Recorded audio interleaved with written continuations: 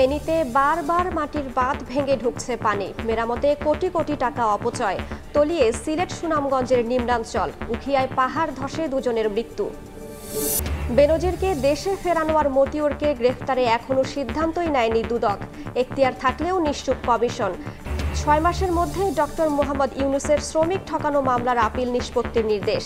সরকার পেছনের দরজায় খেলছে, অভিযোগ আসামি পক্ষের। কোনো ছাড় নয় বলছে বাদী পক্ষ।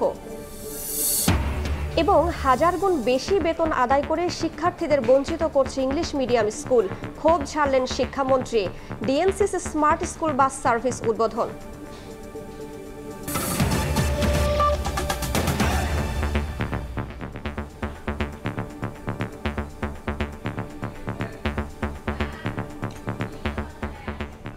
সময় সংবাদের সঙ্গে আছি আমি রাইসা জান্নাত। রক্ষা করার বাঁধই এখন ফেনীর হাজার হাজার পরিবারের করুণ দশার কারণ। বছর বছর মাটির বাঁধ ভেঙে ঢুকছে পানি, আর মেরামতের নামে অপচয় হচ্ছে কোটি কোটি টাকা। স্থায়ী বাঁধ নির্মাণে প্রতিবারই আশ্বাস দিয়ে উধাও হন জনপ্রতিনিধিরা, নির্বিকার পানি উন্নয়ন বোর্ডও। জুলহাস তালুকদারের ক্যামেরায় আতিয়া সজলের রিপোর্ট।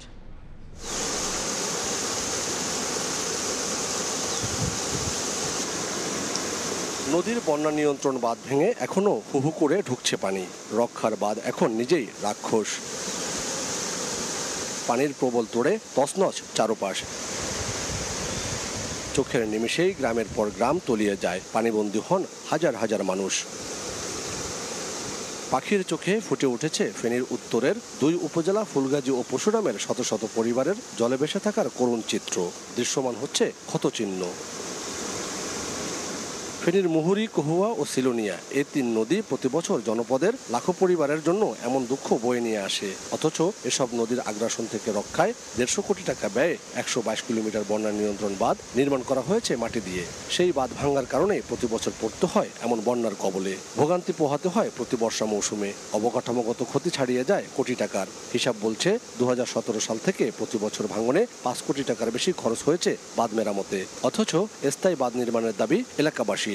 পানি সরতেছে না, হানি উপরে উড়ি দুর্গিয়াতে মুড়ি নদীর আট ভাঙি যেতেছে, কিন্তু মাছ টাছ সব নিচে কয় নদী বাগি রান্না বান্না ব্যাগ সব বন্ধ। খনন করলে মানে এটা সংস্কার করলে মানে বুঝে।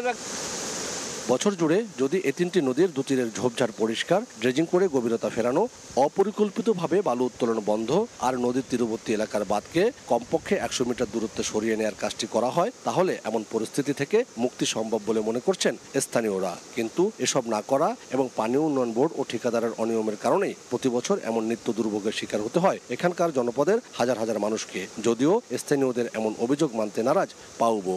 কন্ট্রাক্টরেরা রাস্তার পাশে মাটি তুলি রাস্তা বাঁধি ফেলে, ওইটা গভীর করে, তখন বাঁধ ভাঙ্গি যায়। নদীতে বালু তোলা হয়, বালু তোলা যদি বন্ধ করা হয় তাহলে আমাদের বেড়িবাঁধ ভাঙাতে আমরা রক্ষা পাবো। এটা মরফোলজিক্যাল কারণে এখানে আপনার বিশেষ করে ভাঙনটা এই জায়গাটা বেশি হয়। এটা মানে প্রাকৃতিকগত কারণে আর কি, নদীর প্রস্থটা কম। মুহুরী ও কহুয়া নদীর এই তীরের 122 কিলোমিটার বন্যা নিয়ন্ত্রণ বাঁধের পুরোটাই ঝুঁকিপূর্ণ। এরই মধ্যে ভেঙে গেছে প্রায় 200 মিটার বাঁধ। এদিকে বন্যায় শত শত বিঘা আমনের বীজতলা তলিয়ে থাকায় কৃষকদের মাঝে বিরাজ করছে হতাশা। আতিয়া সজল, সময় সংবাদ, ফেনী। চলতি মৌসুমে তৃতীয়বারের বানের পানিতে ভাসছে সিলেট অঞ্চলের মানুষ। মানবেতর জীবনযাপন করছেন 7 লাখের বেশি বাসিন্দা। এদিকে উত্তরের ধরলা ও ব্রহ্মপুত্রের পানি বইছে বিপদ সীমার ওপর। তলিয়ে গেছে নদীর তীরবর্তী এলাকা ও চরাঞ্চল। আগামী 24 ঘন্টায় নদ নদীর পানি আরও বৃদ্ধির আশঙ্কার কথা জানিয়েছে পানি উন্নয়ন বোর্ড। পানিতে টইটুম্বুর চারপাশ, ঘরের চালার টিকিটাও নিমজ্জিত হওয়ার দ্বারপ্রান্তে। বানের পানিতে ঘরবাড়ি ডুবে যাওয়ায় নৌকায় ঠাঁই নিয়েছে অনেকে। সেখানেই চলছে রান্নাবান্না সহ অন্যান্য কার্যক্রম। কেউ কেউ মাচা তৈরি করে রেখেছেন গৃহপালিত প্রাণী। কয়েকদিনের টানা বর্ষণের উজানের ঢলে আবারও ফুলে ফেপে উঠেছে তিস্তার পানি। ধলা নদীর পানি বিপদসীমার 12 সেন্টিমিটার, ব্রহ্মপুত্রের নুন খাওয়া পয়েন্টে বিপদসীমার 18 সেন্টিমিটার ও চিলমারি পয়েন্টে 13 সেন্টিমিটার উপর দিয়ে প্রবাহিত হচ্ছে। বানের পানিতে প্লাবিত হয়েছে নদ নদীর তীরবর্তী চর ও নিম্নাঞ্চল। এতে পানিবন্দী হয়ে পড়েছে 15,000-এর বেশি পরিবার। আগামী 24 ঘন্টায় নদ নদীর পানি আরও বৃদ্ধি পাওয়ার আশঙ্কা রয়েছে বলে জানায় পানি উন্নয়ন বোর্ড। লোকার মধ্যে রান্না বান্না করে খাইতেছি, পানি আনার অসুবিধা, ঘরের মধ্যে থাকার অসুবিধা। ঘরের ভিতরে যে থাকা আমরা তাও থাকতে পারছি না, নৌকার ভিতরে থাকতেছি। কালকে সকালে রাঁধছিলাম কড়া পানি দিয়ে ইটি করে রান্দাই পারি নাই, সারাদিন না খেয়ে আছে। শেরপুরের প্রায় 40টি গ্রামে ঢুকে পড়েছে ঢলের পানি। পাহাড়ি ঢলে তলিয়ে গেছে শতাধিক মাছের ঘের, ফসলের ক্ষেত, ধানের বীজতলা। বাড়ির আঙিনা পানিতে তলিয়ে যাওয়ায় অনেক বাড়িতে জ্বলছে না চুলা। মৌলভীবাজারের কমলগঞ্জের অর্ধশতাধিক গ্রাম পানির নিচে। এছাড়া ধলাই নদীতে দেখা দিয়েছে তীব্র ভাঙন। নেত্রকোনার কলমাকান্দায় উদ্দাখালী নদীর পানি কমতে শুরু করলেও এখনো বিপদসীমার 53 সেন্টিমিটার উপর দিয়ে প্রবাহিত হচ্ছে। এদিকে বর্ষা মৌসুমের অর্ধেক না যেতেই 3 দফা পানির নিচে সিলেট অঞ্চল। ঘরবাড়ি, শিক্ষা প্রতিষ্ঠান পানির নিচে থাকায় মানবেতর অবস্থা মানুষের। সিলেটের কোম্পানিগঞ্জ সহ 8 উপজেলার 7 লাখের বেশি মানুষ পানিতে ভাসছে। তৃতীয়বারের মতো সবকিছু হারিয়ে দুর্ভোগের শেষ নেই বানভাসীদের। ঘরদর সব ভাঙ্গিয়া নিচে গা, পানির মধ্যে বসে থাকতে থাকতে নৌকাতায় বসেছি। টাকা উকার যে অবস্থা, খানিদানির যে অবস্থা, চৌকির সপ্তাহ করা লাগে। 20টা দিন ধরে অবস্থা আমরা কইয়া দুই পর পানি। ভারী বৃষ্টিপাতে পার্বত্য জেলা রাঙ্গামাটিতেও দেখা দিয়েছে বন্যা। রাস্তাঘাট পানিতে নিমজ্জিত থাকায় নৌকায় যাতায়াত করছে স্কুল কলেজের শিক্ষার্থীরা।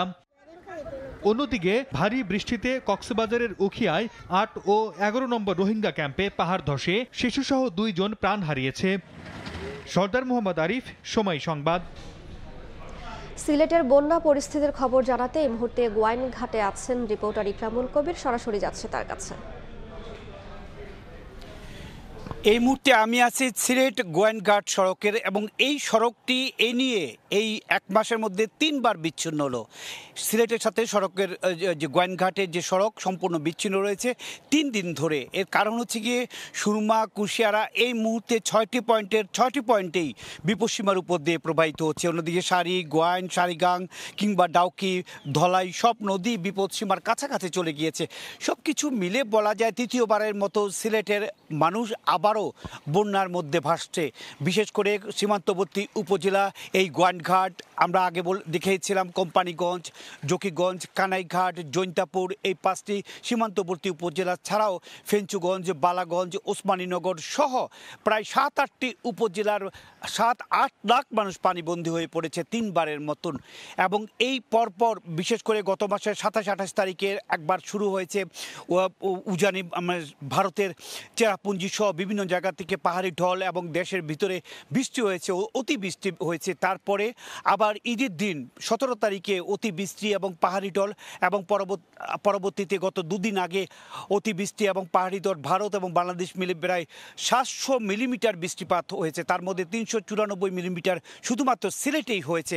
সব কিছু মিলে বারবার বৃষ্টি হচ্ছে, বারবার উজান থেকে পানি নামছে। সিলেটবাসীর একেবারে নাকাল অবস্থা। এবং সিলেট শহরের যেই সুরমা নদী, এই সুরমা নদী বিপদসীমার 1 সেন্টিমিটার উপর দিয়ে প্রবাহিত হচ্ছে, যার কারণে সিটি কর্পোরেশনের প্রায় 13টি ওয়ার্ডের নিম্নাঞ্চল পানিতে তলিয়ে আছে।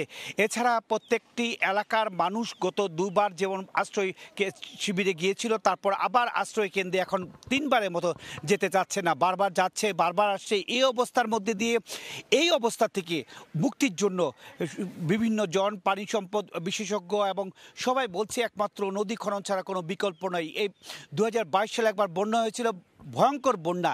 এইবার সেই 22 সালের মতো বন্যা না হলেও বারবার পানি বাড়ছে, বারবার লোকালয় পানিতে তলিয়ে যাচ্ছে। এতে করে মানুষের মধ্যে একটি বিপর্যয় দেখা দিয়েছে, মানুষ দুর্বিষহ অবস্থার মধ্যে দিন কাটাচ্ছে। মোটামুটি এই ছিল সিলেট অঞ্চলে যে তৃতীয়বারের মতো বন্যা দেখা দিয়েছে তার সবশেষ খবর। সরাসরি যুক্ত ছিলাম সিলেটে। সরকার বিরোধী সংলাপে একই মঞ্চে 19 রাজনৈতিক দল। ইসলামী আন্দোলনের ডাকে এর সংলাপে অংশ নিয়ে ভারতের সঙ্গে সরকারের রেল ট্রানজিট চুক্তির কড়া সমালোচনা করেন দলগুলোর নেতারা। যুগপথের শরিক না হলেও দলটির ডাকে সাড়া দেয় বিএনপিও। ঘোষণা দেয় সরকার বিরোধী ঐক্যবদ্ধ আন্দোলনের। সম্প্রতি প্রধানমন্ত্রী শেখ হাসিনার ভারত সফরে হওয়া 2 দেশের সমঝোতা চুক্তিকে দেশবিরোধী বলে দাবি করে বিভিন্ন রাজনৈতিক দলগুলো। এবার এই সংকট নিরসনে জাতীয় সংলাপের ডাক দেয় ইসলামী আন্দোলন বাংলাদেশ।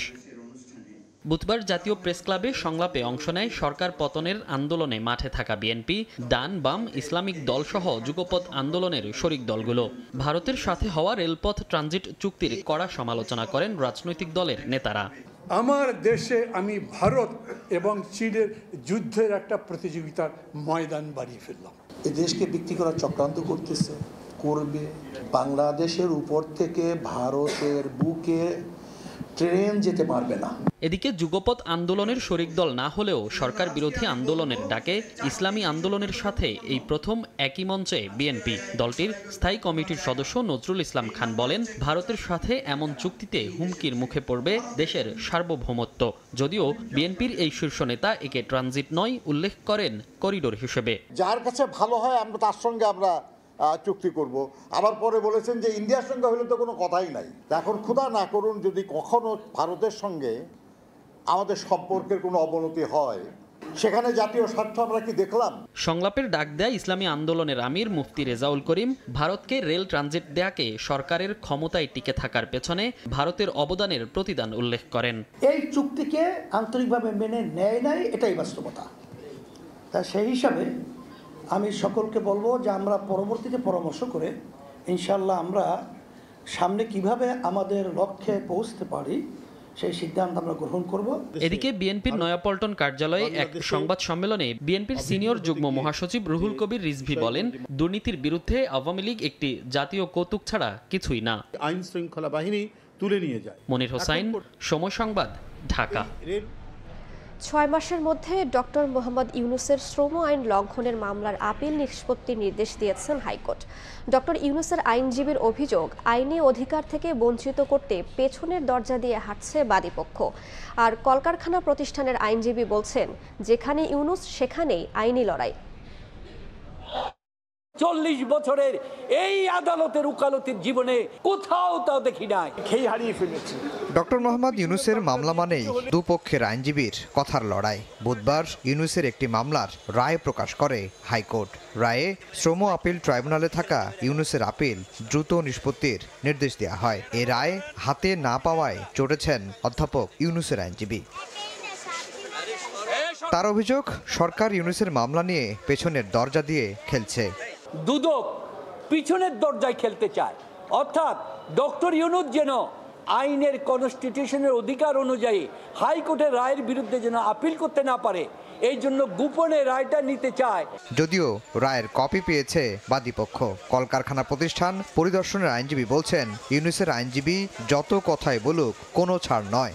হাইকোর্টের রায় প্রকাশিত হয়েছে, আপিল শুনানি হবে। ওনারা এটাকে কালক্ষেপণ করার জন্য অসৎ উদ্দেশ্যে ওনারা এখন বলছে যে আমরা আপিল করব। করেন, আমাদের আপত্তি নাই। যেখানেই যাবেন সেখানে আমরা কন্টেস্ট করব। যেখানেই ইউনূস সেখানে কলকারখানা প্রতিষ্ঠান। আইনি লড়াই কাউকে ছাড় দেওয়া হবে না। বৃহস্পতিবার শ্রমিক ঠকানোর মামলায় খালাস চেয়ে করা অধ্যাপক ইউনূস সহ 4 আসামির আপিল শুনানির দিন ধার্য রয়েছে। আদালতে হাজির হয়ে জামিনের মেয়াদ বাড়াতে আবেদন করা হবে বলে জানিয়েছেন তার আইনজীবী। আফজাল হোসেন, সময় সংবাদ, ঢাকা। সময় সংবাদে আরও থাকছে, পর্যাপ্ত তরঙ্গ থাকার পরও কাঙ্ক্ষিত সেবা দিতে ব্যর্থ গ্রামীণফোন। কল ড্রপ ইস্যুতে শোকজ বিটিআরসির। সন্তোষজনক জবাব না পেলে 300 কোটি টাকা পর্যন্ত জরিমানার হুঁশিয়ারি প্রতিমন্ত্রীর। বেনজির আহমেদকে দেশে ফেরানো আর মতিউরকে গ্রেফতারে এখনও কোনো সিদ্ধান্ত নেয়নি দুদক। অনুসন্ধান চলাকালে গ্রেফতার ও বিদেশ যাত্রা ঠেকানোর এখতিয়ার থাকলেও নিশ্চুপ সংস্থাটি। এই সুযোগে অনুসন্ধান চলাকালে বিদেশে পাড়ি জমাচ্ছেন অভিযুক্তরা। দুদক আইনজীবী বলছেন, অভিযুক্তের হয়রানি ঠেকাতে বাড়তি সতর্কতার জন্য হার্ড লাইনে যায় না দুদক। দুর্নীতির অনুসন্ধান চলাকালে কোনো ব্যক্তির বিদেশ যাওয়া ঠেকানো এবং গ্রেফতারের ক্ষমতা দেয়াছে দুদককে। সংস্থাটির হাতে দেশের সর্বোচ্চ আদালত এমন অস্ত্র তুলে দিলেও তার খুব একটা প্রয়োগ করতে দেখা যায় না। অনুসন্ধান শুরুর পর সপরিবারে দেশ ছাড়েন সাবেক পুলিশ মহাপরিদর্শক বেনজির আহমেদ। তার দেশে ফেরা এখন অনিশ্চিত। এ সময়ের আলোচিত মতিউর রহমানও দিয়েছেন গা ঢাকা। যদিও মতিউর ও তার স্ত্রীর বিদেশ যাত্রায় নিষেধাজ্ঞা রয়েছে। দুদক বলছে, বেনজির ও মতিউরের বিপুল পরিমাণ অপরাধলব্ধ আয়ের প্রাথমিক প্রমাণ পেয়েছেন তারা। তাহলে কেন বেনজিরকে দেশে ফেরাতে এবং মতিউরকে গ্রেফতারের পদক্ষেপ নিচ্ছে না দুদক? অনুসন্ধান চলাকালে গ্রেফতারের বিষয়ে সর্বোচ্চ আদালতের রায়ের কথা স্বীকার করেছেন সংস্থাটির আইনজীবী। তিনি বলছেন, এ বিষয়ে সিদ্ধান্ত নেওয়ার এখতিয়ার কমিশনের। কমিশন সিদ্ধান্ত দিতে হবে অনুসন্ধান বিষয়ে কাউকে গ্রেফতার করবে কি না।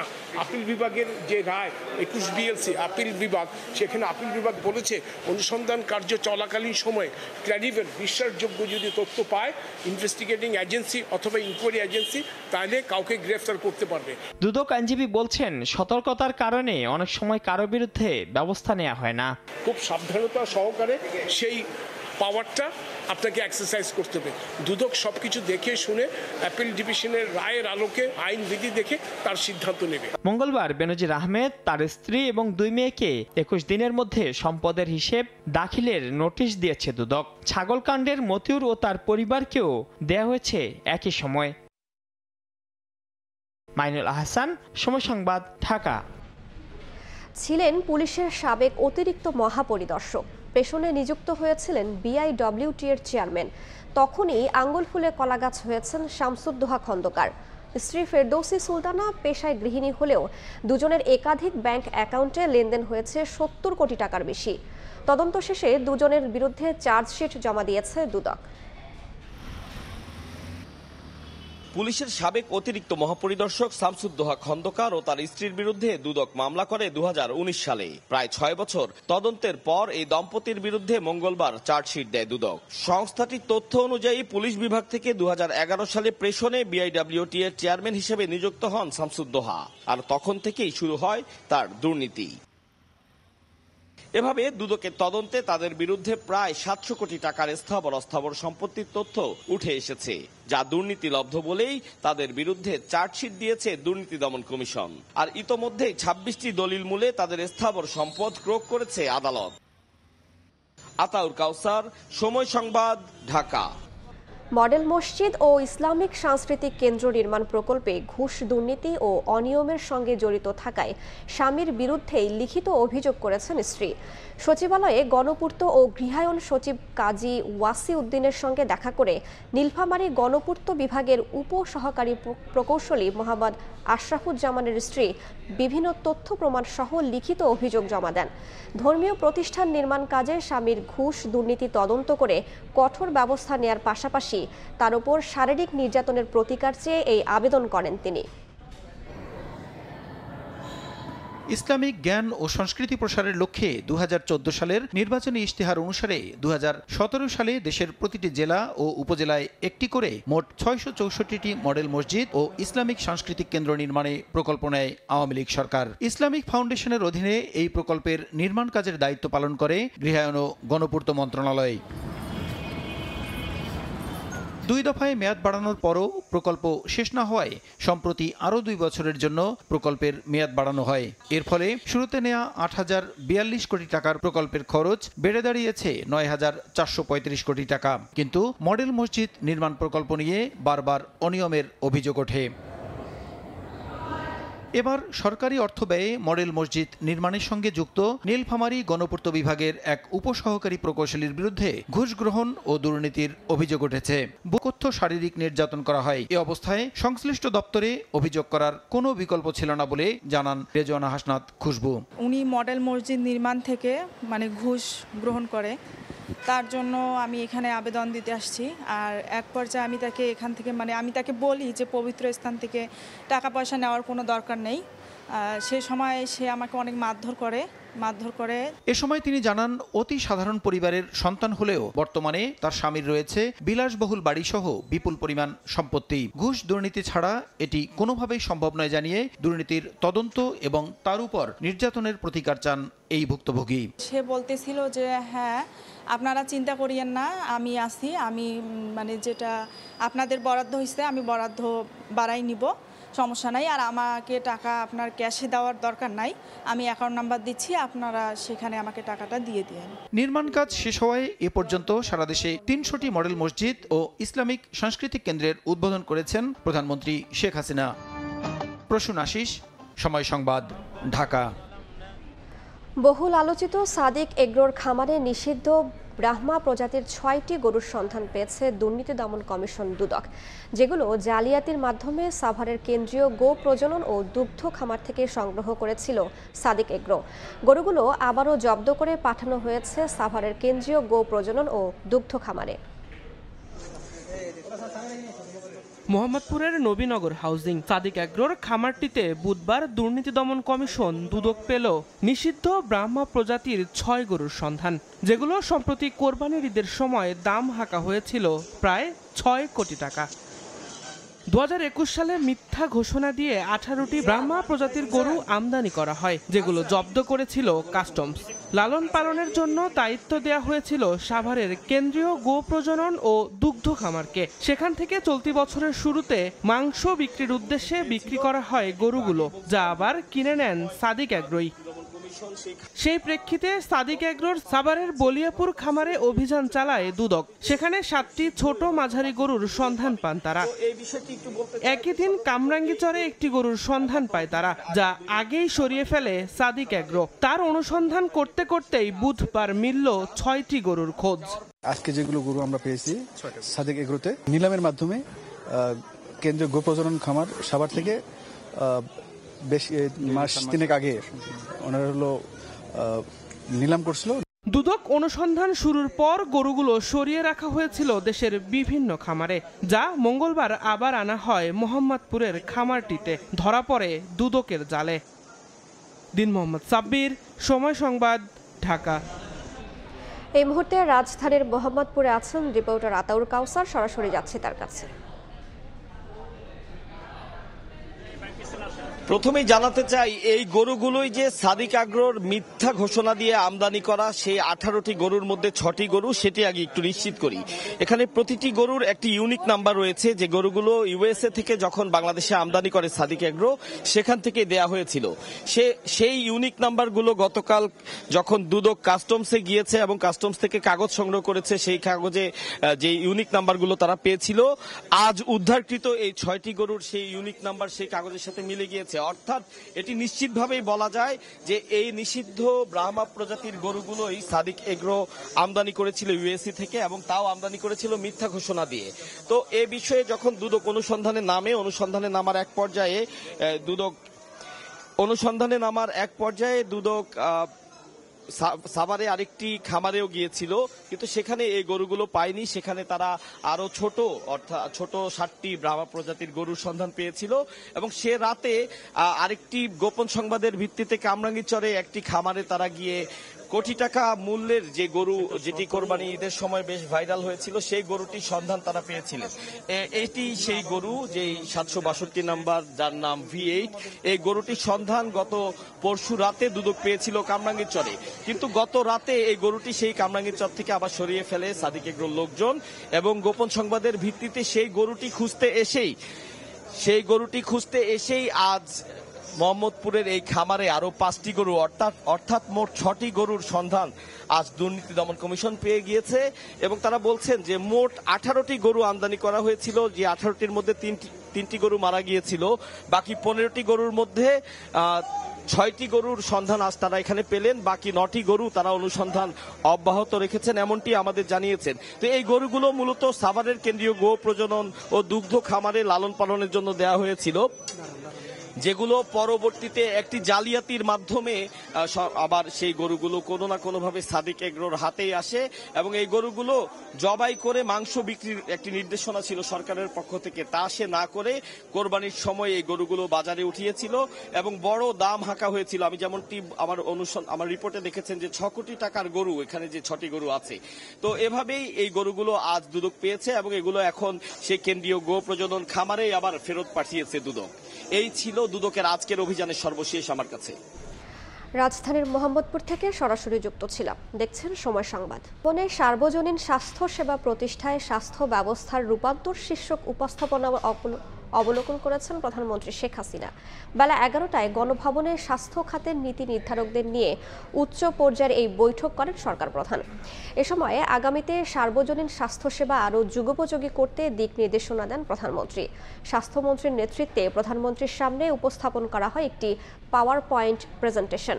স্বাস্থ্য মন্ত্রণালয় এবং প্রধানমন্ত্রীর কার্যালয়ের ঊর্ধ্বতন কর্মকর্তাদের উপস্থিতিতে একগুচ্ছ নির্দেশনা দেন সরকার প্রধান। 1000 গুণ বেশি বেতন আদায় করেও অধিকাংশ ইংলিশ মিডিয়াম ও অভিজাত স্কুল শিক্ষার্থীদের নানাভাবে বঞ্চিত করছে বলে ক্ষোভ ঝাড়লেন খোদ শিক্ষামন্ত্রী। DNCC smart school bus service এর উদ্বোধনী অনুষ্ঠানে অংশ নেন মন্ত্রী। যানজট থেকে মুক্তির জন্য উত্তর সিটির প্রতিটি স্কুলকে দ্রুত নিজস্ব পরিবহন সার্ভিস চালুর পরামর্শ দেন উত্তরের মেয়র। অন্যথায় স্কুল বন্ধ করে দেওয়ারও হুঁশিয়ারি জানান তিনি। শিক্ষা মানুষের অন্যতম মৌলিক অধিকার হলেও বর্তমান বাস্তবতায় এটি যেন দিনে দিনে দূর আকাশের চাঁদে পরিণত হয়েছে। অভিযোগটি অভিজাত নামধারী ইংলিশ মিডিয়াম স্কুলগুলোর ক্ষেত্রে সব থেকে বেশি প্রযোজ্য, কারণ উচ্চহারের বেতন ও টিউশন ফি। বিদেশি সিলেবাসে বাংলাদেশে পড়ালেখা করানো হলেও এসব স্কুলের ফি আদায় করা হয় ডলারে, যার বড় অংশই চলে যায় বিদেশে। তথ্য বলছে প্রতিষ্ঠান ভেদে ইংলিশ মিডিয়াম স্কুলগুলোতে টিউশন ফি নেওয়া হয় $3,260 থেকে $37,300 পর্যন্ত। অর্থাৎ একজন শিক্ষার্থীকে টিউশন ফি বাবদ বছরে খরচ করতে হয় $3,30,000 টাকা থেকে $41 লাখ টাকার বেশি, যেখানে রাজধানীর বাংলা মিডিয়াম স্কুলগুলোতে মাসিক 1,000 থেকে 4,000 টাকা ফি দিয়ে পড়াশোনা করা যায়। উচ্চ হারে ফি নেওয়া হলেও অধিকাংশ ইংলিশ মিডিয়াম স্কুলে নেই নিজস্ব ক্যাম্পাস, নেই খেলার মাঠ। আবাসিক কিংবা বাণিজ্যিক এলাকায় বহুতল ভবনে চলে শিক্ষা কার্যক্রম।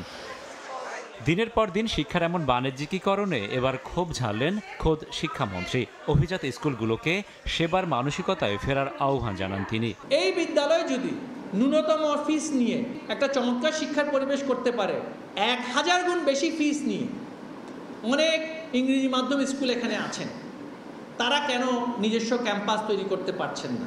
এর আগে বুধবার সকালে স্কুল কেন্দ্রিক যানজটের অভিশাপ থেকে মুক্তি দিতে ডিএনসিসি স্মার্ট স্কুল বাস সার্ভিসের উদ্বোধন করেন শিক্ষামন্ত্রী। বনানী বিদ্যানিকেতন স্কুল অ্যান্ড কলেজে প্রাথমিকভাবে চালু করা হয় 3টি বাস। প্রতিটি বাসে থাকছে জিপিএস ট্র্যাকার, জিআইএস প্রযুক্তি, ডিজিটাল হাজিরা ও আইপি ক্যামেরা। বিভিন্ন জায়গায় স্কুল করেছেন আবাসিক এলাকাতে, আপনাদের কিন্তু সময় আসছে, আপনারা আমাদের স্কুল বাসে আসুন, নচেত আমরা কিন্তু আপনাদের সেই স্কুলগুলো কিন্তু বন্ধ করে দিতে বাধ্য থাকব। চলমান ষান্মাসিক মূল্যায়নের প্রশ্নপত্র সামাজিক যোগাযোগ মাধ্যমে প্রকাশ পাওয়া নিয়ে প্রশ্ন করলে এতে নেতিবাচক কিছু দেখতে নারাজ শিক্ষামন্ত্রী। রাশেদ বাপ্পি, সময় সংবাদ, ঢাকা। পেনশন স্কিম প্রত্যয় বাতিলের আন্দোলন নিয়ে অর্থমন্ত্রীর বক্তব্য 24 ঘন্টার মধ্যে প্রত্যাহারের দাবি জানানো হয়েছে। ঢাকা বিশ্ববিদ্যালয় ক্যাম্পাসে আলটিমেটাম দেয় কর্মকর্তা কর্মচারী ঐক্য পরিষদ। আর আন্দোলনের যৌক্তিকতা নিয়ে অর্থমন্ত্রীকে চ্যালেঞ্জ ছুড়ে দিয়েছেন শিক্ষকরা। শিক্ষক কর্মচারীদের স্লোগানে উত্তাল ঢাকা বিশ্ববিদ্যালয় ক্যাম্পাস। ক্লাস, দাপ্তরিক কাজ বাতিল করে তৃতীয় দিনের মতো চলছে তাদের এই বিক্ষোভ। এতদিন পেনশন স্কিম প্রত্যয় বাতিল সহ 3 দফা দাবি জানালেও বুধবারের এই আন্দোলনে নতুন মাত্রা যোগ করে অর্থমন্ত্রীর বক্তব্য। মন্ত্রীর এই বক্তব্যকে 24 ঘন্টার মধ্যে প্রত্যাহারের দাবি জানিয়ে বুধবার প্রশাসনিক ভবনের সামনে বিক্ষোভ করে বিশ্ববিদ্যালয়ের কর্মকর্তা কর্মচারী ঐক্য পরিষদ। না হলে মন্ত্রণালয় ঘেরাওয়ের হুঁশিয়ারিও দেন তারা। আমরা অর্থমন্ত্রীর এই বক্তব্য তীব্র প্রতিবাদ জানাই এবং ঘৃণা ভরে প্রত্যাখ্যান করছি। আগামী 24 ঘন্টার মধ্যে উনার এই বিবৃতি প্রত্যাহার করার জন্য আজকের এই সভা থেকে বলতে চাই। যদি উনি না করেন তাহলে আমরা অর্থ মন্ত্রণালয় ঘেরাও করার মতো কর্মসূচি দিতে বাধ্য থাকবো আজকের এই সভা থেকে। সরাসরি কোনো আলটিমেটাম না দিলেও অর্থমন্ত্রীর বক্তব্য প্রত্যাখ্যান করেছেন ঢাকা বিশ্ববিদ্যালয়ের শিক্ষকরাও। টানা তৃতীয় দিনের মতো কলাভবনের প্রবেশপথে অবস্থান নিয়ে শিক্ষক নেতারা বলেন, না বুঝেই বক্তব্য দিয়েছেন অর্থমন্ত্রী। আন্দোলনের যৌক্তিকতা নিয়ে ছুড়ে দেন ওপেন চ্যালেঞ্জ। আপনার বক্তব্য গ্রহণ করার কোনো যৌক্তিকতা নেই। 35টি বিশ্ববিদ্যালয়ের চলমান আন্দোলনে সকল শিক্ষকদের পক্ষ থেকে আপনাকে ওপেন চ্যালেঞ্জ জানাচ্ছি, আপনি আমাদের সাথে বসুন। আমরা শিক্ষার্থীদেরকে নিয়েই ক্লাসে থাকবো, গবেষণা করব, রিসার্চ করব, এটাই আমাদের কাজ। কিন্তু কিছু কিছু মহল যে কাজটি করেছে এটা খুবই দুঃখজনক। এদিকে খুলনা, চট্টগ্রাম ও জাহাঙ্গীরনগর বিশ্ববিদ্যালয় সহ সারা দেশের পাবলিক বিশ্ববিদ্যালয়গুলোতেও ক্লাস, পরীক্ষা ও দাপ্তরিক কাজ বন্ধ আছে। মেহেদী হাসান, সময় সংবাদ, ঢাকা। টপ ইস্যুতে গ্রামীণফোনের বিরুদ্ধে ব্যবস্থা নিচ্ছে বিটিআরসি। পর্যাপ্ত তরঙ্গ থাকার পরও কেন কাঙ্ক্ষিত সেবা দিতে পারছে না তা জানাতে শীর্ষ অপারেটরটিকে শোকজ করা হয়েছে বলে জানিয়েছেন টেলিযোগাযোগ প্রতিমন্ত্রী।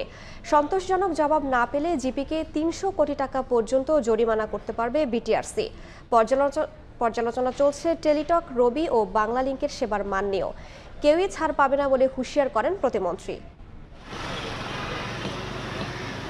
মোবাইলে কথা বলতে গিয়ে হঠাৎ কেটে যাচ্ছে কল, ঠিকমতো শোনা যায় না কথা। গ্রাহকদের এমন অসন্তোষের মুখে কল ড্রপ নিয়ে জরিপ চালায় বিটিআরসি। এতে ৮ বিভাগীয় শহরে গ্রামীণফোনের ২১,০০০-এর বেশি সাইটের প্রায় ৬৪৪ কোটি কল কাউন্ট করা হয়, যার মধ্যে কল ড্রপ হয়েছে ১.৫ কোটির বেশি, অর্থাৎ ০.২৪%, যেখানে বিটিআরসির বেঁধে দেওয়া কল ড্রপ হার ০.৫%। তবে ঢাকায় জিপির কল ড্রপ হার বেশি পাওয়া গেছে।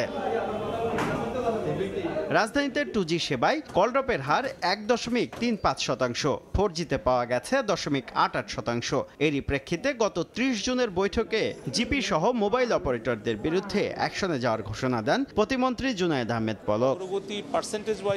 এর ৩ দিন পর বুধবার সাংবাদিকদের সামনে হালনাগাদ তথ্য তুলে ধরেন প্রতিমন্ত্রী। জানান, প্রয়োজনীয় তরঙ্গ থাকার পরও মোবাইল অপারেটরদের বিরুদ্ধে কাঙ্ক্ষিত সেবা না দেওয়ার প্রমাণ মিলেছে। এজন্য প্রথমেই গ্রামীণফোনকে শোকজ করা হয়েছে। আমরা শোকজ করেছি প্রথমে গ্রামীণফোনকে, তারপরে অন্যগুলো অ্যানালাইসিস চলছে। তারা যদি কারণ সঠিকভাবে ব্যাখ্যা দিতে পারে তাহলে তারা মাপ পাবে এইবারের মতো, আর যদি কারণ ব্যাখ্যা সঠিকভাবে না দিতে পারে তাহলে তো ১ কোটি থেকে ৩০০ কোটি পর্যন্ত বিটিআরসি ফাইন করতে পারে। এ সময় ডাক বিভাগের কর্মীদের ৫৫ কোটি টাকা আত্মসাতের ঘটনায় জড়িতদের বিরুদ্ধে দুদকের পাশাপাশি মন্ত্রণালয়ও তদন্ত করছে বলে জানান প্রতিমন্ত্রী। অভিযুক্তদের চাকরিচ্যুত করার ঘোষণাও দেন তিনি। বিভাগীয় তদন্ত শেষে যাদের ব্যাপারে দোষী সাব্যস্ত করা হবে তাদেরকে প্রথমে চাকরিচ্যুতর ব্যবস্থা করা এবং তাদের বিরুদ্ধে ফৌজদারি আইনে মামলা করা। এ সময় টেলিটক, বিটিসিএল, টেসিস ও ডাক বিভাগকে লোকসানের কারণ সংক্রান্ত প্রতিবেদন জমা দিতে ২১ জুলাই পর্যন্ত সময় দেওয়া হয়েছে বলেও জানান জুনায়েদ আহমেদ পলক। শুভ খান, সময় সংবাদ, ঢাকা। ডিম বিক্রি হয় চট্টগ্রামে অথচ দাম নির্ধারণ হয় ঢাকায়। প্রতিদিন সকালে তেজগাঁও ডিম সমিতি থেকে একটি SMS আসে আড়তদারদের কাছে, সেই অনুযায়ী বিক্রি হয় ডিম, এমন তথ্যই জানালেন আড়তদাররা। চট্টগ্রামে ভোক্তা অধিকার সংরক্ষণ অধিদপ্তরের অভিযানে ২ ব্যবসায়ীকে ৩০,০০০ টাকা জরিমানা করা হয়। ঢাকার তেজগাঁও ডিম সমিতি আছে, ওখান থেকে সারা বাংলাদেশের জন্য একটা রেট নির্ধারণ করা হয়। সেই রেটটা আমরা সকালবেলা আমাদের প্রত্যেকটা পার্টি আমাদেরকে মেসেজ করে দেয় বা ফোনে জেনে দেয়, জানার পরবর্তীতে আমরা মালটা মার্কেটে বিক্রি করতেছি। কোম্পানি ৯.৫ টাকা রেট পাচ্ছে, ১১ টাকা কেন মার্কেটে ডিম বিক্রি করছে, সেটার জন্য কে খাচ্ছে ওই টাকাগুলা? জরিমানা করাই এভাবে খেপলেন ডিমের আড়তদার। জানান, উৎপাদনকারী প্রতিষ্ঠান থেকে কিনে একটি পক্ষ মাঝখানে হাতিয়ে নেয় টাকা, অথচ জরিমানা করা হচ্ছে তাদের। বুধবার সকালে চট্টগ্রাম নগরী পাহাড়তলী ডিমের বাজার তদারকি করতে আড়তে অভিযান শুরু করে জাতীয় ভোক্তা অধিকার সংরক্ষণ অধিদপ্তর। আলামিন স্টোরে গিয়ে দেখা যায় প্রতি পিস ডিম বিক্রি হচ্ছে ১০ টাকা ৯০ পয়সা, অথচ টাঙ্গাইলের মায়ের দোকান ডিমের আড়ত থেকে কেনা ভাউচারে নেই ডিমের দাম, পান ক্রয় ও বিক্রয় ভাউচারে গরমিল। মূলত পুরো বাজার নিয়ন্ত্রণ হয় সকালে ঢাকার তেজগাঁও থেকে আসা SMS এর মাধ্যমে, ফলে প্রতি পিস খুচরাতে বিক্রি হয় ১৩ থেকে ১৪ টাকায়। SMS এর মাধ্যমে তারা একটা রেট নিয়ে বিজনেস করত, এখন দেখা যাচ্ছে অভিনব পদ্ধতি অবলম্বন করছেন, মানে ক্রয় ভাউচারটা সংরক্ষণ করছেন, সেখানে ডিমের পরিমাণ উল্লেখ আছে কিন্তু পার ডিম কত টাকা প্রাইস সেটা উল্লেখ নেই। পরে অভিযান পরিচালনা করা হয় রহমানিয়া দরবার শরীফ নামে আরেকটি ডিমের আড়তে, সেখানেও ভাউচারে দর না থাকায় জরিমানা করা হয় ১০,০০০ টাকা। আমার মধ্যে আমার ডিমের হিসাবের সাথে আমার রেটটা ছিল না, যার কারণে আমাকে জরিমানা করা হয়েছে। নগরীর আরও বেশ কয়েকটি ডিমের আড়তে অভিযান চালিয়ে সতর্ক করা হয়। শফিকুল আলম, সময় সংবাদ, চট্টগ্রাম। 2025 সালের মধ্যে দেশে শিশু শ্রম নিরসন করার আশা প্রকাশ করেছেন শ্রম ও কর্মসংস্থান প্রতিমন্ত্রী নজরুল ইসলাম চৌধুরী। দুপুরে রাজধানীর একটি হোটেলে শিশু শ্রম নিরসন বিষয়ক এক কর্মশালায় একথা জানান তিনি। এ সময় বলেন, সবার সম্মিলিত প্রচেষ্টা ছাড়া শিশু শ্রম বন্ধ করা সম্ভব নয়। সরকারের সামাজিক সুরক্ষা খাতের আওতায় 130 ধরনের সহায়তার কথা উল্লেখ করে প্রতিমন্ত্রী বলেন, এরই মধ্যে 8টি শিল্পকে শিশু শ্রমিক মুক্ত ঘোষণা করা হয়েছে। নিষিদ্ধ এই কাজ ঠেকাতে আইন প্রয়োগে আরও কঠোর হওয়ার আহ্বান জানান তিনি।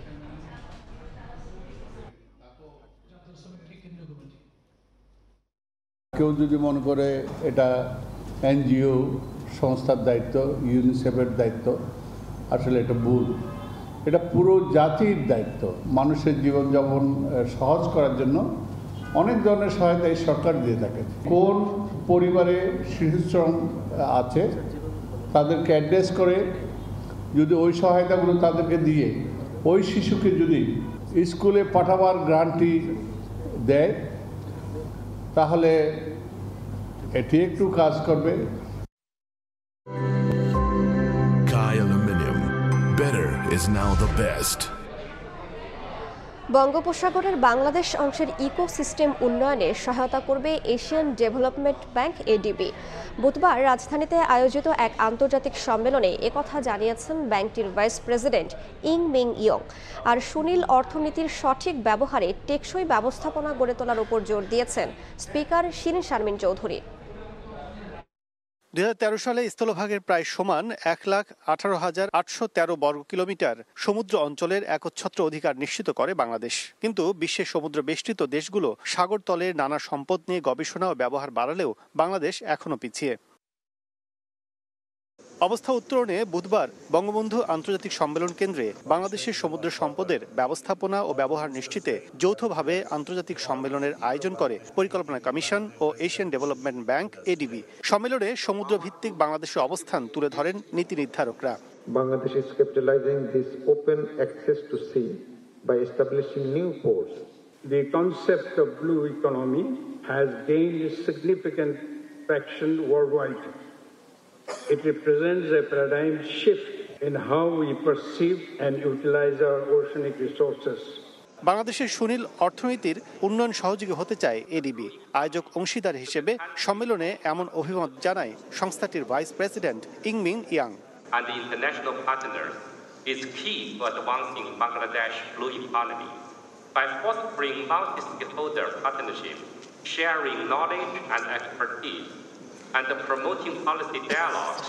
We can সম্মেলনের প্রধান অতিথি হিসেবে স্পিকার শিরিন শারমিন চৌধুরী বলেন, সমুদ্রকে কাজে লাগাতে প্রয়োজন অত্যাধুনিক প্রযুক্তি ও অভিজ্ঞতা বিনিময়। Matarbari Deep Sea Port in Bangladesh has huge potential to become a hub of connectivity for South Asia and Southeast Asia. However, there are some challenges for Bangladesh in reaping utmost benefit from blue economy. Need for latest technology, management methods and their implementation are necessary. Adequate legal framework and its enforcement in ensuring ocean governance is the need of the hour. Funding is also an important factor. দীর্ঘ এক যুগ ধরে একইভাবে আলোচনা, উদ্যোগ আর বিনিয়োগ আকৃষ্টের রথযাত্রায় গতি বাড়ানোয় নানা সমীকরণে সমুদ্র অঞ্চল আটকে আছে বলে মনে করছেন সংশ্লিষ্টরা। দেরি নয়, দৃশ্যমান অগ্রগতির লক্ষ্যে বাস্তব ভিত্তিক পদক্ষেপ নেওয়ার তাগিদ দিলেন তারা। কাজল আব্দুল্লাহ, সময় সংবাদ, ঢাকা। সাভারের হেমায়েতপুরে ঢাকা জেলা আওয়ামী লীগ আয়োজিত আলোচনা সভায় বক্তব্য রাখছেন সাধারণ সম্পাদক ওবায়দুল কাদের। সরাসরি যাচ্ছি সেখানে। আন্দোলনের জন্য শুয়ে আছে রাস্তার উপর, কোথায় গেল? 28 তারিখে পল্টন থেকে পালালো কারা? হায় রে আল্লাহ, 1 মিনিটে বিএনপির মঞ্চ নিয়ে আসছে ওই 21শে আগস্টের জজ নিয়ে এক নাটক, এবার নিয়ে আসছে মিয়ানা রেখি। কয় কি? কয় বাইডেনের উপদেশ। বাইডেনের উপদেষ্টা, বাইডেনের উপদেষ্টা বলে সাংবাদিকদের সাথে কথা বলে ইংরেজিতে, পরে দেখা গেল পালিয়ে গেল সব, মিয়ান আরবিও চলে গেল, দেশের বাইরে যাবে সেই জন্য এয়ারপোর্টে পুলিশ গিয়ে ধরে পড়ল, ধরে দিল ডান্ডা বাঁধা। পুলিশের ডান্ডাকে আরেফিন এখন আর ইংরেজি বলে না, এখন বলে বরিশালের বাংলা। আনিস আছে সেন্ট্রাল কমিটির মেম্বার, বরিশালের বাংলা বলে কে? মিয়ান আরফি। এবার আবার কোন অ্যাডভাইজার নিয়ে আসে, এখন বাইডেন নিজেও ভালো নেই, বাইডেন নিজেও ভালো নেই, উপদেষ্টা পাঠাবে সকলকে উদ্ধার করতে। ঢাকা জেলা আওয়ামী লীগের আলোচনা সভায় বক্তব্য রাখছেন আওয়ামী লীগের সাধারণ সম্পাদক ওবায়দুল কাদের। সরাসরি যুক্ত ছিলাম সেখানে। দেশের বাইরের খবর, যুক্তরাজ্যের সাধারণ নির্বাচন কাল শেষ দিনে প্রচারণা চালিয়েছেন প্রার্থীরা। জনমত জরিপের তথ্য অনুযায়ী জয়ের দৌড়ে এগিয়ে লেবার পার্টি। অন্যদিকে ফল নিজেদের পক্ষে রাখতে সর্বোচ্চ চেষ্টায় আছে কনজারভেটিভরা। এবার সর্বোচ্চ সংখ্যক বাংলাদেশি বংশোদ্ভূত প্রার্থী লড়ছেন নির্বাচনে। জয়ের বিষয়ে তারাও আশাবাদী। শোয়েব কবিরের প্রতিবেদনে বিস্তারিত। ভোটারদের মন জয় করতে ব্যস্ত ব্রিটিশ প্রধানমন্ত্রী ঋষি সুনাক। শেষ সময়ের প্রচারণার অংশ হিসেবে মঙ্গলবার একটি খামারে যান তিনি, চড়েন ট্রাক্টরও, পরে ভোটারদের কাছে ভোট চান। অন্যদিকে লেবার নেতা কিয়ার স্টারমারকে দেখা যায় একটি কফি শপে, নিজ থেকেই ক্রেতাদের কাছে কফি সরবরাহ করেন তিনি। বৃহস্পতিবার স্থানীয় সময় সকাল 7টা থেকে শুরু হবে ভোট গ্রহণ। বিভিন্ন জরিপ বলছে এবারের নির্বাচনে ধস দেখা যাবে কনজারভেটিভ দলে, যদিও ফল নিজেদের পক্ষে রাখতে সর্বোচ্চ চেষ্টা করছেন ঋষি সুনাক। বিপরীত চিত্র লেবার দলে, নেতা কিয়ার স্টারমারকে বেশ প্রফুল্ল দেখা যাচ্ছে। বাংলাদেশি কমিউনিটির ভোট ব্যাংকও লেবারের দিকেই থাকছে। লেবারের হাত ধরেই কিন্তু প্রথম বাংলাদেশি এমপি হয়েছেন এবং একাধিক বাংলাদেশি এমপি, বর্তমানে 4 জন বাংলাদেশি এমপি পার্লামেন্টে আছেন। সুতরাং এইসব কারণে একটা ঐতিহাসিক যুগসূত্র বাংলাদেশি কমিউনিটির সাথে গড়ে উঠেছে লেবার পার্টি। যদিও বাংলাদেশিদের নিয়ে স্টারমারের বেফাস মন্তব্যে এখনো সমালোচনায় মুখর পুরো কমিউনিটি। টপ 10টা কান্ট্রির মধ্যে বাংলাদেশের নাম নাই, সেই হিসাবে বাংলাদেশিদেরকে তুলে একবার রেফারেন্স হিসাবে ইউজ করা এটা অত্যন্ত অযৌক্তিক, আনএথিক্যাল এবং এটা মিসলিডিং। কনজারভেটিভ পার্টির পরপর 3 প্রধানমন্ত্রীর নানা ব্যর্থতার প্রেক্ষাপটে লেবার দলকে উপরে টেনে তুলেছেন স্টারমার। ভোটারদেরকে বারবার সেই ব্যর্থতা স্মরণ করিয়ে দিচ্ছেন তিনি। তবে লেবার ক্ষমতায় গেলে আশানুরূপ পরিবর্তন নাও হতে পারে বলে মনে করছেন অনেকে। লেবার আসার সম্ভাবনাটা খুব বেশি। আমার কাছে যা মনে হচ্ছে যে হয়তো লেবার চলে আসবে, কিন্তু কতটুকু পরিবর্তন করবে আমার তেমন খুব একটা আশাবাদী না। এবারের ব্রিটিশ নির্বাচনে নিজ আসনও হারার ঝুঁকি আছে ঋষি সুনাকের। জরিপের পূর্বাভাস যদি সত্যি হয়, তবে ব্রিটেনে 14 বছরের কনজারভেটিভ দলের শাসনাবসান হতে যাচ্ছে। একই সাথে লেবার দলের নেতৃত্বে সরকার গঠনের মাধ্যমে সৃষ্টি হবে নতুন অধ্যায়ের। শোয়েব কবির, সময় সংবাদ, লন্ডন। খেলার খবর, বিশ্বকাপে একটা ম্যাচ না খেলতে পারার আক্ষেপ এখনও পোড়ায় টাইগার পেসার শরীফুলকে। তবে টিম কম্বিনেশনের কারণে বাদ পড়ার বাস্তবতা মেনে নিয়েছেন তিনি। ক্যান্ডি ফ্যালকনসের হয়ে এলপিএলে অংশ নিতে শ্রীলঙ্কায় যাওয়ার আগে শরীফুল জানান, পারফর্ম করেই খেলতে চান সব ফ্র্যাঞ্চাইজি লিগ, যে অভিজ্ঞতা কাজে লাগাতে চান জাতীয় দলে। আমি তো সব ম্যাচের জন্য রেডি ছিলাম। এখন টিম কম্বিনেশনে সবাই খুব ভালো করতেছিল, সো ওইখান থেকে হয়তো বা তার জন্য ম্যাচ পাওয়া হয় নাই। আফসোস বলতে কপালে যেটা লেখা ছিল সেটার উপর দিয়ে তার কিছু করার নাই। খুব আশা ছিলাম যে একটা না হলেও ম্যাচ খেলবো, সো ওইখানে একটু কষ্ট লাগে আর কি।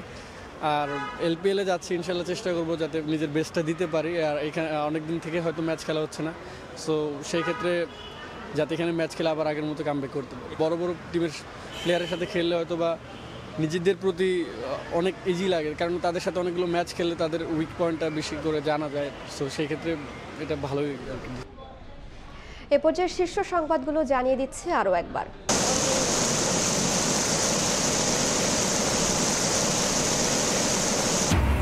ফেনীতে বারবার মাটির বাঁধ ভেঙে ঢুকছে পানি, মেরামতে কোটি কোটি টাকা অপচয়, তলিয়ে সিলেট সুনামগঞ্জের নিম্নাঞ্চল, উখিয়ায় পাহাড় ধসে দুজনের মৃত্যু। এবং বেনজিরকে দেশে ফেরানো আর মতিউরকে গ্রেফতারে এখনও সিদ্ধান্তই নেয়নি দুদক। এখতিয়ার থাকলেও নিশ্চুপ কমিশন, রাজউক পরিচালক মোবারক দম্পতির বিরুদ্ধে মামলা।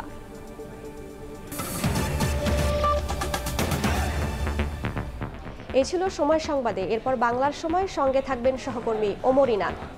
রাইসা, আপনাকে আবার ধন্যবাদ। বাংলার সময় নিয়ে ফিরছি কিছুক্ষণ পর, সঙ্গে থাকুন সময়ের।